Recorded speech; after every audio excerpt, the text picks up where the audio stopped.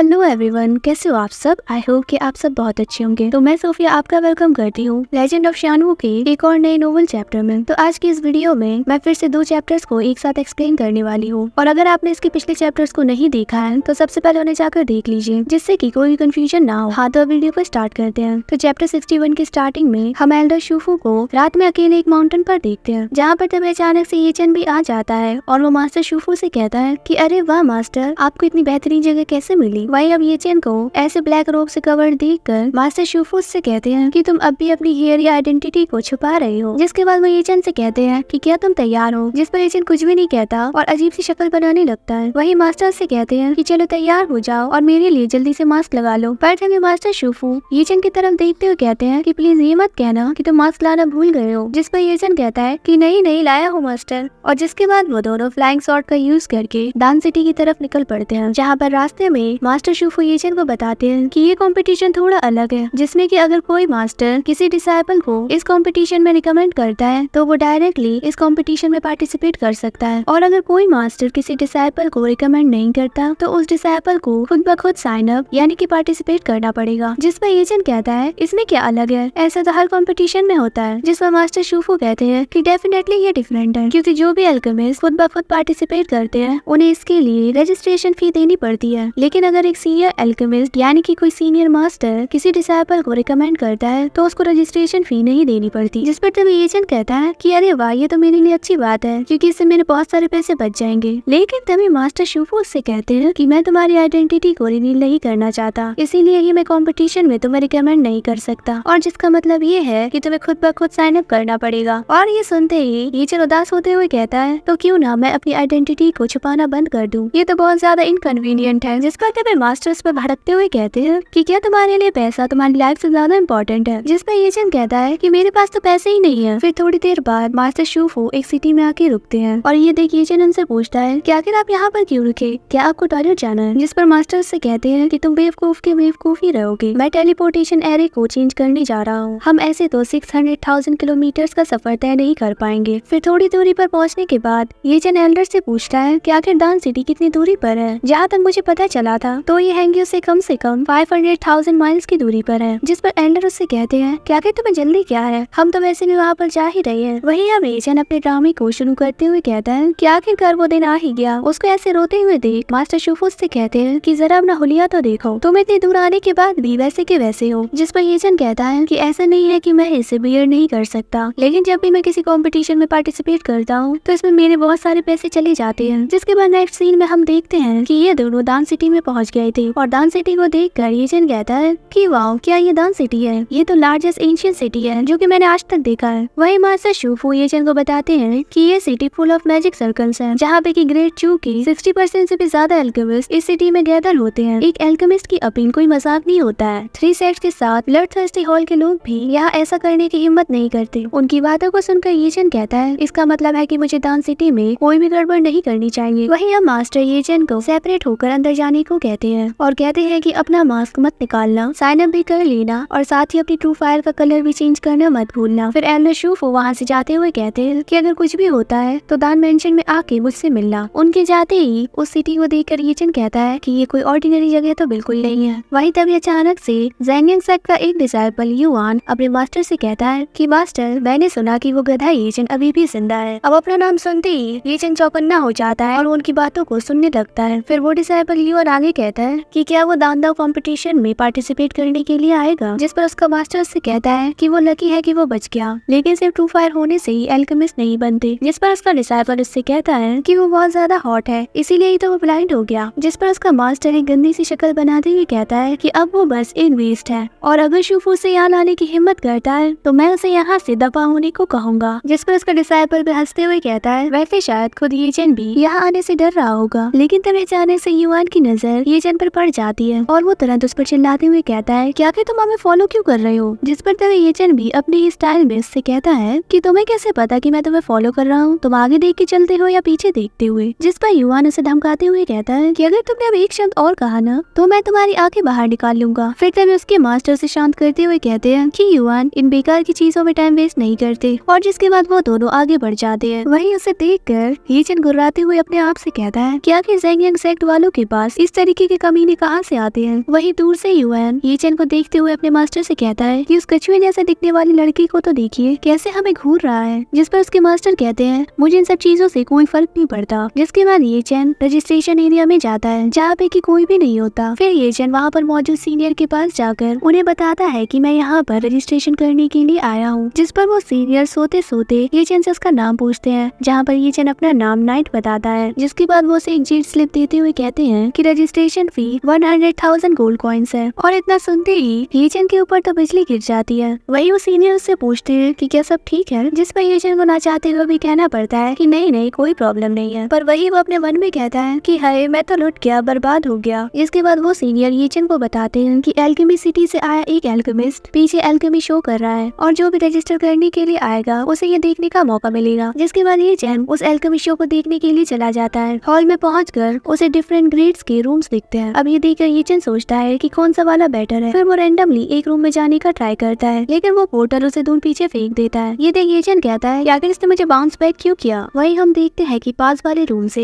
एक डिसेबल बाहर आता है और वो ये चेन को देख उससे पूछता है कि आखिर तुम क्या कर रहे हो। जिस पर ये चेन कहता है कि मैंने अंदर जाने की कोशिश की लेकिन इसने तो मुझे इजेक्ट कर दिया। जिस पर वो डिसेबल उससे पूछता है कि क्या तुम यहाँ पर पहली बार आए हो। जिस पर ये चेन कहता है कि हाँ तुमने सही कहा। फिर वो डिसेबल ये चेन को बताता है कि उस स्टोन मॉन्यूमेंट को देखो, तुम इस स्टोन को अपनी फ्लेम से हिट करने के बाद ही रूम्स में एंटर कर पाओगे और हर एक रूम में तुम सिर्फ एक बार ही जा सकते हो। जिस पर ये चेन उससे पूछता है कि आखिर यहाँ पर 3 डोर्स क्यों हैं। जिस पर वो बताता है कि अगर तुम्हारे पास 20 फायर होगी तो तुम सिर्फ शांति रूम में ही एंटर कर पाओगे और अगर ग्राउंड फायर होगी तो तुम शांति हाउ और डीसी हाउ में एंटर कर पाओगे और लास्ट में अगर तुम्हारे पास ट्रू फायर है तो तुम तीनों रूम्स में ही एंटर कर सकते हो। फिर 47 वहाँ से जाते हुए कहता है कि मेरी बात पूरी हुई, अब तुम खुद चेक करो। जिसके बाद ये चेन त्यानजीफाई स्टोन टैबलेट पर अपनी फ्लेम को हिट करता है और जिससे कि उस रूम के डोर पर एनर्जी फ्लक्चुएट होने लगती है और फिर ये चेन सक्सेसफुली रूम में एंटर हो जाता है। वहाँ पर सिर्फ एक बच्चा बैठा हुआ था और उसे देख ये चेन कहता है कि आखिर यहाँ पर सिर्फ एक बच्चा क्यों है। उसे देख वो लड़का खड़ा हो जाता है और यौन करते हुए कहता है कि इतनी देर बाद मुझे एक ट्रू फायर वाला एल्केमिस्ट मिला। फिर वो ये चेन से कहता है कि मुझे अपनी ट्रू फायर दिखाओ। जिस पर ये चेन कहता है कि क्या तुम्हारे पास ये नहीं है, तो मुझे क्यों देख रही हो। जिस पर वो लड़का कहता है कि हाँ मैं अपनी भी दिखाऊंगा। जिसके बाद वो दोनों ही अपनी ट्रू फायर को बाहर निकालते हैं और ये चेन की फायर को देख वो लड़का कहता है कि वाओ ब्लैक फायर। वही ये चेन इधर उधर देखते हुए कहता है कि आखिर वो एल्केमिस्ट कहाँ गया, मैं यहाँ पर ज्यादा देर नहीं रुक सकता। जिस पर वो लड़का हंसते हुए कहता है कि हाँ तुम्हें अब वेट करने की जरूरत नहीं है, मैं तो कब से यहाँ पर हूँ। ये सुनते ही ये चेन कहता है कि क्या तुम एक एल्केमिस्ट हो। जिस पर वो कहता है कि क्यों, क्या मैं एक एल्केमिस्ट नहीं लगता। जिस पर ये चेन कहता है कि नहीं बस तुम कुछ ज्यादा यंग दिखते हो। तो गाइस मैं यहाँ पर आपको एक बात बताना चाहती हूँ कि असल में ये लड़का नहीं बल्कि एक लड़की है। फिर वो ये चेन से कहती है कि क्या किसी का एल्केमिस्ट पढ़ना एज पर डिपेंड करता है। फिर ये चेन उससे कहता है कि आखिर यहाँ पर कोई भी तुम्हारा एल्केमिस्ट शो देखने के लिए क्यों नहीं आया। जिस पर वो लड़की कहती है कि इस रूम में वही एंटर कर सकता है जिसके पास ट्रू फायर हो। अगर मास्टर ने मुझे पनिशमेंट ना दी होती तो मैं यहाँ पर ये शो नहीं करती। फिर वो ये चेन से कहती है तो बताओ तुम लिंगदान रिफाइनिंग देखना चाहते हो। जिस पर ये चेन उससे पूछता है कि तुम कितने लिंगदान बना सकती हो। जिस पर वो कहती है कि 3 और ये सुनकर ये चेन कहता है कि तुम 3 पैटर्न एलिक्सर बनाने की बात कर रही हो, लेकिन ये आसान नहीं है। जिस पर वो लड़की कहती है कि ये 3 पैटर्न एलिक्सर तो क्या है, मेरी सीनियर सिस्टर तो 4 पैटर्न एलिक्सर को रिफाइन कर सकती है। ये सुनते ही ये चेन शॉक हो जाता है और वो बड़ी हैरानी से उससे कहता है कि कहीं शॉन भी तुम्हारी सीनियर सिस्टर तो नहीं। जिस पर वो लड़की बहुत ही ज्यादा खुश होती हुई कहती है कि ऑफ कोर्स वही मेरी सिस्टर है, साथ ही वो हमारी दान सिटी की फ्यूचर सक्सेसर है। उसका एल्केमी टैलेंट बहुत ही ज्यादा अमेजिंग है, वो एक लेजेंड है जिसका रिकॉर्ड कभी भी नहीं टूटेगा। जिसके बाद वो रिफाइनिंग शुरू करती है और कहती है कि एक बार मैंने इसे कर दिया तो मैं इस बेकार की जगह से निकल पाऊंगी। वही वो ये चेन को अपना नाम बताते हुए कहती है कि मेरा नाम लुओशी है और तुम्हारा नाम क्या है। फिर ये चेन उसको अपना नाम बताता है। फिर लुओशी ये चेन से पूछती है क्या तुम एक 3 पैटर्न एलिक्सर को रिफाइन कर सकते हो। जिस पर ये चेन कहता है कि हाँ शायद। ये सुनकर लुओशी थोड़ा चिढ़ते हुए कहती है कि क्या कहा शायद, तुम प्रैक्टिस नहीं करती क्या। जिस पर ये चेन खांसते हुए कहता है मैं तो बस दूसरों को प्रैक्टिस करते हुए देखता हूँ। ये सुनकर लुओशी ये चेन के लिए उदास होते हुए कहती है कि तुम्हारे पास ट्रू फायर है लेकिन अफसोस कि तुम्हें कोई भी सपोर्ट नहीं करता। फिर लुओशी ये चेन को उसके एल्केमी सिटी को ज्वाइन करने का ऑफर देती है। जिस पर ये चेन कहता है कि क्या मेरे जैसे शानिन जियान से आने वाले को तुम्हारा एल्केमी सिटी लेना चाहेगा। जिस पर लुओशी कहती है कि हाँ क्यों नहीं, हमारी पिल सिटी ट्रू फायर वाले एल्केमिस्ट के लिए हमेशा खुली है, ये जगह एल्केमिस्ट के लिए हॉली लैंड है, तो तुम इसके बारे में सोचना। फिर ये चेन लुओशी से दादान कॉम्पिटिशन के रूल्स के बारे में पूछता है। जिस पर वो ये चेन को बताती है कि दान कॉम्पिटिशन में नॉकआउट, सेमीफाइनल्स, मिड फाइनल्स और फाइनल्स होता है, लेकिन इससे फर्क नहीं पड़ता कि कौन सी स्टेज है। हर एल्केमिस्ट को सिर्फ सिर्फ 3 ही मटेरियल्स मिलेंगे एल्केमी के लिए। अगर पिल टाइम के अंदर बन के रेडी नहीं हुआ और अगर एल्केमी मटेरियल एग्जॉस्ट हो गए तो तुम्हें तुरंत एलिमिनेट कर दिया जाएगा। जिस पर एजेंट थोड़ा सोचते हुए उससे पूछता है कि हमें कितने ग्रेन्स ऑफ एलेक्जर को रिफाइन करने की जरूरत है क्वालिफाई करने के लिए। जिस पर लुओशी से बताती है कि नॉकआउट राउंड्स में तुम्हें 1 ग्रेन एलेक्जर को रिफाइन करना होगा और उस राउंड में आधे लोग नेक्स्ट राउंड में चले जाएंगे। फिर सेकंड स्टेज में जाने के बाद तुम्हें सिर्फ एल्केमी का ही नहीं बल्कि टाइम का भी ध्यान रखना होगा और जहाँ पर 1 ग्रेन एलेक्जर को रिफाइन करने के बाद आधे लोग नेक्स्ट स्टेज में एडवांस हो जाएंगे। जिसके बाद सेमीफाइनल राउंड में सबको 2 पैटर्न एलेक्जर को रिफाइन करना होगा और इस राउंड के रूल्स भी नॉकआउट राउंड जैसे ही होंगे। फिर मिड फाइनल राउंड में 3 पैटर्न एलेक्जर को रिफाइन करना पड़ेगा। इस राउंड में टाइम लिमिट होगा लेकिन क्योटा लिमिट नहीं, और जिसका मतलब है कि अगर तुमने स्पेसिफाइड टाइम के अंदर 3 पैटर्न एलेक्जर को रिफाइन कर लिया तो तुम नेक्स्ट लेवल के लिए एडवांस हो जाओगी। और फिर आखिर फाइनल राउंड में तुम्हें 4 पैटर्न एलेक्जर को रिफाइन करना होगा और अगर तुम ऐसा टाइम रहते नहीं कर पाए तो तुम्हें डायरेक्टली एलिमिनेट कर दिया जाएगा। जिस पर तभी ये चैन लुओशी से पूछता है कि क्या हर राउंड में हमें उनके बताए एलेक्जर्स को ही रिफाइन करना होगा। जिस पर लुओशी से बताती है कि फर्स्ट 3 राउंड में तुम्हें लॉटरी को ड्रॉ करना होगा जिससे कि डिसाइड होगा कि तुम कौन सी पिल बनाओगे। फॉर एग्जाम्पल, अगर तुमने नॉकआउट राउंड में अगर तुमने हुईशुआन पिल की रेसिपी के लिए ड्रॉ किया तो तुम्हें बस हुईशुआन पिल को रिफाइन करने की जरूरत है। जिस पर एजेंट कहता है कि हाँ मैं समझ गया, लेकिन फाइनल्स का क्या? जिस पर वो बताती है कि फाइनल्स थोड़ा डिफरेंट है। इसमें पिल सिटी तुम्हें पिल को रिफाइन करने की रेसिपी प्रोवाइड नहीं करेंगी। तुम किसी भी तरीके का 4 पैटर्न एलेक्जर रिफाइन कर सकते हो अपनी मर्जी के साथ। फिर तभी एजेंट थोड़ा परेशान होते हुए लुओशी से पूछता है कि क्या हमें रिफाइन की गई पिल को हैंड ओवर करना होगा। जिस पर तभी लुओशी उस पर भड़कती हुई कहती है कि क्या बकवास है, ऑफ कोर्स तुम्हें इसे हमारी दान सिटी को देना ही पड़ेगा। हम तुम्हें एल्केमी मटेरियल्स के साथ एल्केमी रेसिपीज को भी प्रोवाइड कर रहे हैं और तुम अपनी बनाई पिल को लेकर भागना चाहते हो। भला ऐसा कैसे हो सकता है? जिस पर तभी ईशान लुओशी को शांत करते हुए कहता है कि अरे छोटी लड़की, एल्केमी पे ध्यान दो, मैं तो बस ऐसे ही पूछ रहा था। लुओशी का रिफाइनिंग मेथड बहुत ही ज्यादा अमेजिंग था और ये देखिए एजेंट कहता है कि दान चान के डिसाइपल तो सच में कमाल के हैं। और फिर थोड़ी देर बाद लुओशी 3 पैटर्न एलेक्जर को रिफाइन कर लेती है। ये देखिए एजेंट कहता है कि शॉनवी की छोटी बहन से यही एक्सपेक्ट कर सकते हैं। फिर लुओशी एजेंट से कहती है कि ब्रदर एजेंट, तुम्हारा दान सिटी में आना बहुत ज्यादा रेयर है, तो क्यों ना तुम दान मेंशन में चलो, मैं तुम्हें दानफू में खेलने के लिए ले जाऊंगी। जिस पर एजेंट कहता है कि अरे रुको, हर कोई दान मेंशन में एंटर नहीं कर सकता। जिस पर लुओशी कहती है कि तुम चिंता मत करो, दान मेंशन मेरा ही घर है तो मुझे रोकने की हिम्मत कोई नहीं करेगा। जिसके बाद नेक्स्ट सीन में हम दान मेंशन को देखते हैं जहाँ पर की लुओशी और एजेंट आ गए थे,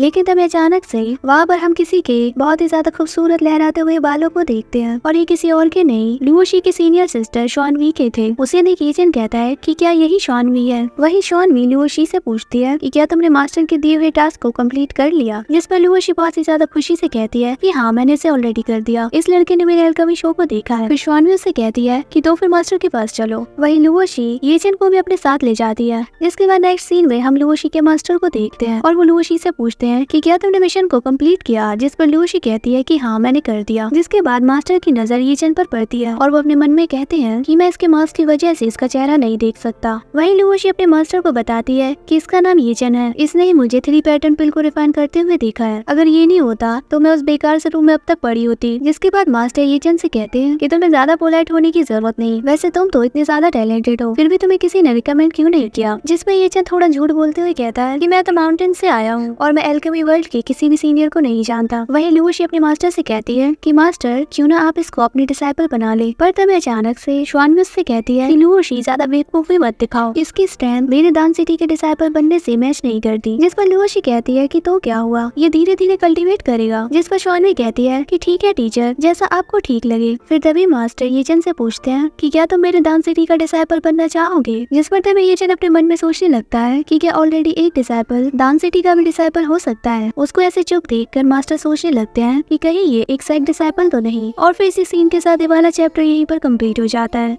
होप करती हूँ कि आपको वीडियो अच्छी लगी होगी। अगर हाँ तो आप जानते हैं आपको क्या करना है। अब मैं सोफिया आपसे मिलूंगी एक और नई वीडियो में। Bye bye.